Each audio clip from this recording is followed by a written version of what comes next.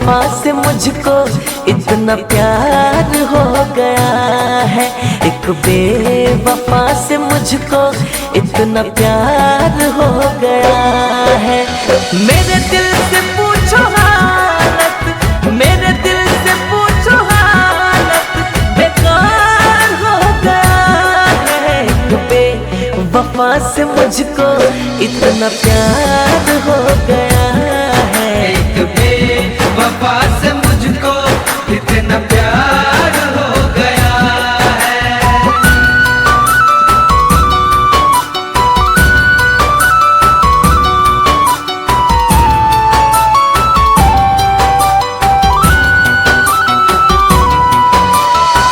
झूठी थी उसकी कसमें, झूठा उसका वादा था, झूठा उसका वादा था, झूठा उसका वादा था।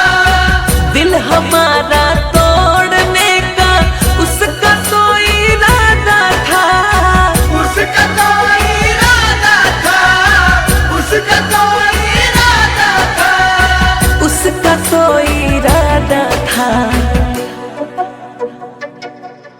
ये पल जिंदगी में यादगार हो गया है। एक बेवफा से मुझको इतना प्यार हो गया है। एक बेवफा से मुझको इतना प्यार हो गया है।